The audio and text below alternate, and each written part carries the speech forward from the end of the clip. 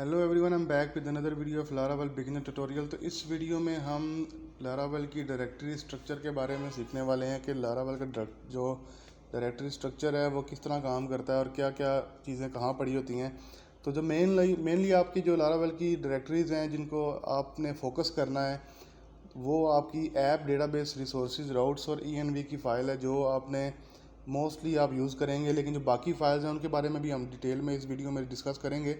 लेकिन वो इसलिए क्योंकि आपको पता होना चाहिए कि लारावेल में जो बाकी फ़ाइल्स हैं उनको उनका क्या काम है, वो क्यों वहाँ पे होती हैं, उनका क्या मकसद है, अगर आप उनको यूज़ करना चाहें तो कैसे कर सकते हैं, वो भी हम डिस्कस करेंगे। लेकिन आपने ये याद रखना है कि मेनली जो आपकी ये 5 चीज़ें हैं, 5 फोल्डर्स और फाइल्स हैं, ये आपने लाजमी याद रखनी है क्योंकि आपने इन्हीं का इस्तेमाल करना है पूरी अपनी डेवलपमेंट में। लारावेल के जब आप कोई डेवलपमेंट करते हैं तो हम आ जाते हैं अपने लारावेल की इंस्टॉलेशन जो हमने की थी। उसमें हमारे पास ये स्ट्रक्चर हमारे पास आता है जो मैंने अपने सुब्लाइम टेक्स्ट में ओपन कर लिया है। जिस फोल्डर के बारे में बात कर रहा था वो ये वाला है, ऐप वाला फोल्डर है। उसके बाद डेटाबेस का फोल्डर, रिसोर्सेज और राउट्स का फोल्डर, और एक हमारे पास ENV की फ़ाइल आ जाती है जो आपको मैंने ये 5 फोल्डर्स बताए थे अपनी प्रेजेंटेशन में। तो सबसे पहले हमारे पास जो ऐप वाला फ़ोल्डर है ये आपका बहुत ज़्यादा इस्तेमाल होने वाला फ़ोल्डर है, जिसके अंदर आप अपने जो है एप्लीकेशन के रिलेटेड जो राउट्स वगैरह हैं, मॉडल्स, डेटाबेसेस हैं, उनके बारे में आप देख सकते हैं। तो कंसोल में हमारे पास कर्नल की फ़ाइल आ जाती है जिसके अंदर आपके सारी एप्लीकेशन के जो कमांड्स हैं वो होल्ड करती हैं। ठीक है, फॉर एग्जांपल आपकी जो आर्टिसन जो हमने कमांड अभी प्रोजेक्ट को रन करने के लिए लिखी थी उसको भी ये होल्ड करता है, और इसी तरह की जो डिफ़ॉल्ट कमांड्स हैं उनको भी होल्ड करता है। तो इसमें एक्सेप्शंस आगे आ जाती है जिसके अंदर आप हैंडलर्स बना सकते हैं। अगर आपके सिस्टम में कोई एक्सेप्शन आ गई है या कोई एरर आ गया है या आपकी एप्लीकेशन ब्रेक हो गई है तो उसमें अगर आपने उसको हैंडल करना है तो आप यहाँ पे बना सकते हैं।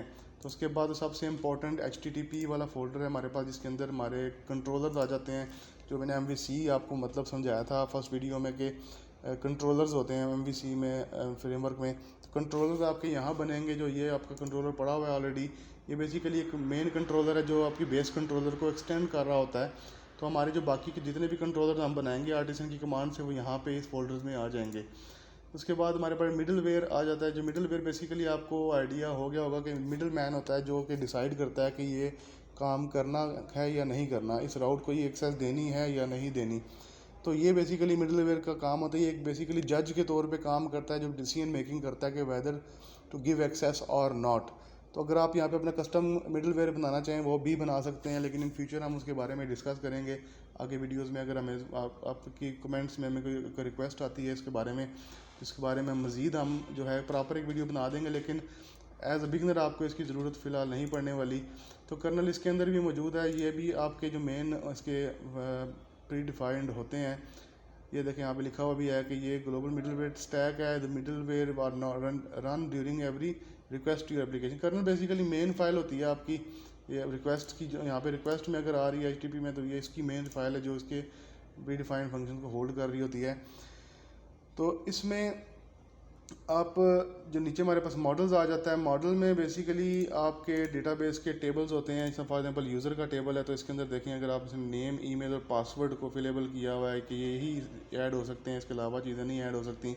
तो यहाँ पे आपके जो डेटाबेस के टेबल्स होंगे उनके यहाँ पे नाम आ जाएंगे जब हम इनके मॉडल क्रिएट करेंगे। उसके बाद हमारे पास प्रोवाइडर्स आ जाते हैं जिसके अंदर आपके पास ऐप सर्विस प्रोवाइडर है, ऑल सर्विस प्रोवाइडर है, काफ़ी सारे सर्विस प्रोवाइडर्स हैं जो आपको आपकी एप्लीकेशन में आपको डिफरेंट किस्म की सर्विसेज प्रोवाइड कर रहे होते हैं। ठीक है, तो इसमें अगर आपने चीज़ें ऐड करनी है या कुछ करना चाहते हैं तो वो आपको अपने नीड के हिसाब से आप कर सकते हैं। लेकिन फ़िलहाल के लिए आपको इसकी ज़रूरत नहीं पड़ने वाली, इसलिए आप इसको फ़िलहाल स्किप कर सकते हैं अगर आप एज अ बिगिनर इस वीडियो को देख रहे हैं। तो नेक्स्ट हमारे पास बूटस्ट्रैप एक फ़ोल्डर आ जाता है। अगर हम बूटस्ट्रैप की बात करें तो आपको शायद जो HTML CSS जावास्क्रिप्ट का एक फ्रेमवर्क है उसके बारे में आपको आइडिया आ रहा होगा कि शायद ये वो होगा, लेकिन ये वो नहीं है। ये बेसिकली आपके एप्लीकेशन को बूस्ट करता है, मतलब कि आपको रन करता है एप्लीकेशन को, उसके अंदर कैशिंग करता है ताकि आपकी एप्लीकेशन का जो रन टाइम है वो कम हो सके, मतलब जल्दी एप्लीकेशन लोड हो सके, कैशे ऐड कर ले। तो ये बेसिकली इसलिए ये फ़ोल्डर यहाँ पे मौजूद है। और आगे हमारे पास कॉन्फ़िगरेशन का फ़ोल्डर आ जाता है जिसके अंदर आपकी सारी एप्लीकेशन की जितनी भी कॉन्फ़िगरेशन हैं वो स्टोर्ड हैं, यहाँ से हैंडल होती हैं। यहाँ पे आप चीज़ें ऐड अप करते हैं। फॉर एग्जांपल डेटाबेस की हैं, यहाँ पे देखें काफ़ी सारे कनेक्शंस हैं। SQLite डेटाबेस है हमारे पास, MySQL है, PostgreSQL है, अभी SQL सर्वर आ जाता है। तो बेशुमार किस्म की कॉन्फ़िगरेशन आपकी यहाँ पे आ जाती हैं। मेरे सेशन भी हमारे पास यहाँ पे मौजूद है, व्यू भी है, काफ़ी सारी चीज़ें हैं। उसके बाद जो डेटाबेस का फोल्डर है हमारे पास, इसके अंदर हमारे पास 3 चीज़ें आ रही हैं, फैक्ट्रीज, माइग्रेशंस और सीडर्स। डेटाबेस का जो फोल्डर मैंने आपको कहा था कि इंपॉर्टेंट है, वो उसमें आपको सिर्फ माइग्रेशन वाली चीज़ इंपॉर्टेंट है।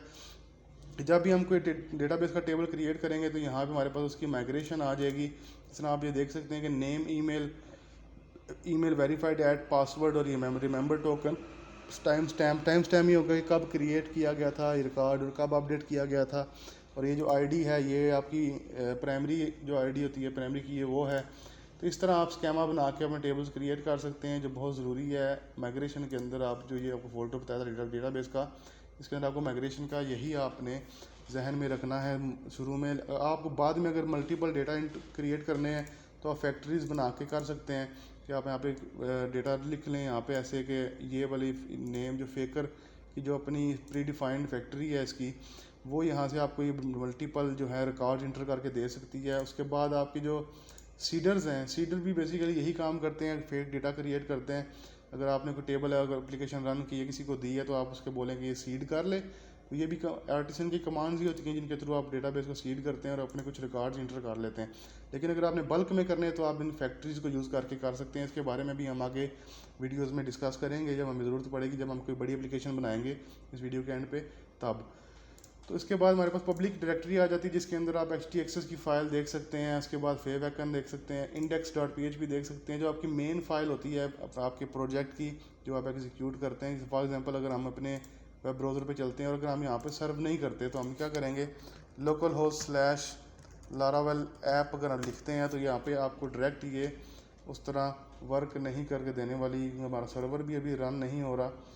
तो यहाँ पे आपने क्या करना होगा, मैं आपको यहाँ से जो है अभी रन करके भी दिखा देता हूँ कि फॉर एग्जांपल हमारा जो XAMPP है, इस वक्त कंट्रोल पैनल हम ओपन कर लेते हैं और इसको अपाची हमारा जो है अपाची को हम यहाँ पे रन करते हैं और इसको अब रिफ़्रेश करते हैं। तो ये देखिए हमारे पास ये सारी फाइलें आ गई हैं, लेकिन इसने एप्लीकेशन हमारी लारावेल की जो है इसको रन नहीं किया। अगर हम इसको पब्लिक पे क्लिक करते हैं तो ये आपको एप्लीकेशन यही वाली दिखाएगा। तो इसमें बेसिकली पब्लिक का मेन रोल होता है कि ये आपकी जो फाइल है index.php की, ये एग्जीक्यूट होती है और एग्जीक्यूशन होने के बाद आपकी एप्लीकेशन जो है प्रॉपर वर्किंग में आ जाती है। तो बाकी बीच में नीचे जो आ जाता है वो robots.txt की फ़ाइल है, जब ये आपकी सर्च इंजन ऑप्टिमाइजेशन के रिलेटेड और ये बाकी जो आपकी एप्लीकेशन डेवलपमेंट के बाद चीज़ें होती हैं उनमें आ जाती है। तो इसके बाद रिसोर्सेज है, लेकिन इसको हम समझने से पहले हम राउट्स पे आ जाते हैं।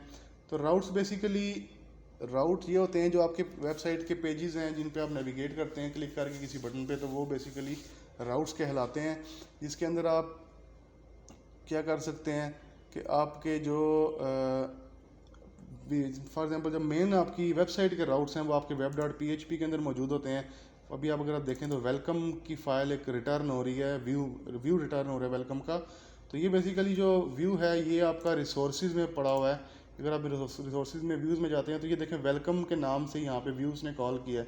और साथ जो आप blade.php देख रहे हैं कि बेसिकली आपका ब्लेड टेम्पलेटिंग इंजन है, जो आपको मैंने फर्स्ट वीडियो में बताया था कि टेम्पलेटिंग इंजन लारावेल यूज़ करता है। तो ये वो बेसिकली आपका इंजन आ रहा होता है यहाँ पे, टेम्पलेटिंग इंजन जो है। तो अगर हम यहाँ पे नीचे चलें तो आपको ये जो काफ़ी सारी चीज़ें नज़र आ रही थी जब आपकी एप्लीकेशन रन हुई है, तो ये वो वाली फाइल्स हैं जो आप देख रहे हैं, वो इस फाइल में मौजूद है। अगर आप इसको चेंज करना चाहें तो आप यहाँ पे कुछ भी लिख के सेव करते हैं और रिफ़्रेश करते हैं तो ये देखें आपका वो टेक्स्ट लिखा हुआ आ जाएगा जो आप यहाँ पे काम करना चाहते हैं। तो ये बेसिकली वो फाइल है जो आपकी एग्जीक्यूट हो रही है, तो इसलिए ये आपका राउट यहाँ पे गिवन है और इसमें आपकी पूरी एप्लीकेशन के राउट्स यहीं पे गिवन होंगे। और उसके बाद जो API.php वाली फाइल है, इसमें आपके API के राउट्स आ जाते हैं जो आपने यूज़ करके देखें। आप मिडलवेयर भी यूज़ हुआ है सेंटम के नाम से और यूज़र की जहाँ पे सारे रिकॉर्ड शो करवा रहे हैं इस URL पे। तो API के राउट्स आपके यहाँ पे आ जाएंगे। इसके बाद जो कंसोल और ये चैनल वगैरह वाले फाइल्स हैं, इसमें ब्रॉडकास्टिंग वगैरह अगर आप फॉर एग्जाम्पल इन फीचर करते हैं तो वो आप यहाँ पे इनको यूज़ करके कर सकते हैं। और जो हमारे पास रिसोर्सेज में CSS और जावास्क्रिप्ट की फाइल्स हैं, फोल्डर्स हैं, इनको यूज़ करके आप अपने रिसोर्सेज वेबसाइट के यहाँ पे स्टोर कर सकते हैं, CSS और जावास्क्रिप्ट भी, और आप इवन के पब्लिक में भी कर सकते हैं ये काम। तो राउट्स में ही आ जाता है। स्टोरेज वाले फोल्डर में हमारे पास जो है आपकी पूरी वेबसाइट की एप्लीकेशन की स्टोरेज, बेसिकली आपने कोई फाइल डाउनलोड करवानी है या कोई अपलोड करवानी है, उसको सेव करना है, फिर बाद में डिस्प्ले करवाना है, तो वो आप यहाँ पे स्टोरेज में कर सकते हैं। तो उसके बाद टेस्ट वाला फोल्डर आ जाता है हमारे पास, जो हम फिलहाल तो यूज़ नहीं करने वाले। ये आपको एज अ प्रो अगर आपने यूनिट टेस्ट केसेस बनाने हैं तो आपको उसके लिए इस्तेमाल में आ सकता है। तो नीचे आ जाता है वेंडर हमारे पास। वेंडर में हमारे पास जितने भी हमारे पास पैकेजेस हैं वो ही हमें प्रोवाइड करता है। फॉर एग्जांपल हमने स्ट्राइप पेमेंट गेटवे एंटर करना है, इसमें ऐड करना है, जिसको हम यूज़ करके जो है पेमेंट गेटवे बनाएंगे, या कोई फॉर एग्जांपल हमने कोई भी फंक्शनैलिटी परफॉर्म करनी है, उसका हमने यहाँ पे पैकेज इंस्टॉल कर लें, तो वो हमें ये वेंडर वाला फोल्डर प्रोवाइड करता है। तो अगर हम यहाँ पे नीचे लास्ट जो फाइल है हमारे पास env, इसमें आ जाते हैं, तो ये बेसिकली env का मतलब है इन्वायरमेंटल वेरिएबल। तो इन्वायरमेंटल वेरिएबल का मतलब ये है कि आपकी एप्लीकेशन का नेम हो गया, आपकी जो यूआरएल हो गया, उसके बाद आपका डेटाबेस का कनेक्शन जो है, अगर आप ब्रॉडकास्ट कर रहे हैं तो उसके लिए जो आपकी इनपुट्स हैं, आपकी जो वैल्यूज़ हैं वो आप यहाँ पे देख सकते हैं। और आप फॉर एग्जाम्पल आपकी जो स्ट्राइप है, स्ट्राइप की आपकी पब्लिशेबल या प्राइवेट की अगर आप यहाँ पे देना चाहते हैं तो वो लिख सकते हैं। मतलब कि आप यहाँ पे अपना सारा इन्वायरमेंट जो है बेसिकली ये फाइल आपका होल्ड करती है, जिसको आप इस्तेमाल करके अपनी यहाँ पे लिख कर अपनी वेब एप्लीकेशन में कॉल करके इस्तेमाल कर सकते हैं। तो इसके अंदर जो एक लास्ट मेन चीज़ है हमारे पास composer.json, तो इस फाइल के बारे में हम बात करके इस वीडियो को क्लोज करेंगे। तो इस वीडियो में इस बेसिकली फ़ाइल के अंदर ये होता है कि आपको जितने भी आपके पैकेजेस इंस्टॉल्ड हैं उनके वर्जन्स यहाँ पे गिवन होते हैं कि ये कौन कौन से वर्जन जो हैं आपके इस जो इंस्टॉलेशन लारावेल की, इसके अंदर कौन कौन से वर्जन्स हैं जो इंस्टॉल हुए हुए हैं। तो इसके अंदर आपने अगर अपडेट करना है तो आप यहाँ पे चेंज करके भी कंपोजर से अपडेट कर सकते हैं, लेकिन उसको फ़िलहाल करने की ज़रूरत नहीं है। जो आपको मेन फाइल्स बताई हैं आपने उन्हीं पे रहना है फ़िलहाल। जब आप आगे प्रो हो जाएंगे इस सीरीज़ के बाद, सीखने के बाद या आगे प्रैक्टिकली काम करने के बाद, तो तब आपको इन चीज़ों की बाकी चीज़ों की ज़रूरत पड़ने वाली है। तो वो जब आपको सिचुएशन आएगी उस हिसाब से आपने इसको जो है वो यूज़ करना है। सबसे पहले जो मेन फाइल आपको बताई थी वो ऐप के अंदर HTTP मॉडल्स हम यूज़ करेंगे, कंट्रोलर तो मॉडल्स यूज़ करेंगे। उसके बाद हमारे पास जो डेटाबेस के अंदर माइग्रेशन है हम इसका यूज़ करने वाले हैं बहुत ज़्यादा, और रिसोर्सेज वाली फोल्डर का हम बहुत ज़्यादा यूज़ करेंगे जिसके अंदर व्यूज़ होंगे और हम व्यूज़ क्रिएट करेंगे। उसके बाद हमारी राउट्स के अंदर जो web.php की फ़ाइल है उसका हम बहुत ज़्यादा इस्तेमाल करने वाले हैं। और लास्ट में सबसे जो हम लास्ट में अभी देख रहे हैं ये सबसे पहले हमने देखनी होगी, क्योंकि यहाँ पे हमने डेटाबेस का नाम वगैरह देंगे, इसके बाद यूज़र नेम और रूट का पासवर्ड देंगे साथ इस यूज़र का।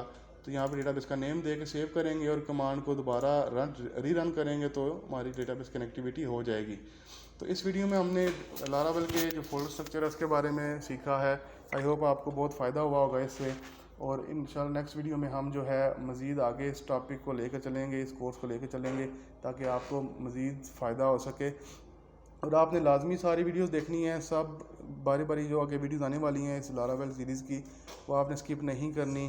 तो अगर आपने चैनल सब्सक्राइब नहीं किया हुआ तो लाजमी कर लें, क्योंकि अगर आप हमें सब्सक्राइब करेंगे तो ये हमें पता चलेगा कि हमें क्या क्या चीज़ों का हमें मोटिवेशन मिलेगी, हम आगे मज़ीद मेहनत करेंगे और आपको ये चीज़ें जितना नॉलेज हो सकेगा वो दे सकेंगे। तो हमें आपने कमेंट बॉक्स में बताना है नीचे कि हमें कौन कौन से टॉपिक्स के ऊपर वीडियोस बनानी चाहिए ताकि आपको उनसे फ़ायदा हो सके, तो वो आपने लाजमी हमें बताना है। तो चैनल को सब्सक्राइब लाजमी करना है। तो मिलते हैं नेक्स्ट वीडियो में और नेक्स्ट टॉपिक के ऊपर बात करते हैं और इस लारावेल के कोर्स को मज़ीद आगे लेकर चलते हैं।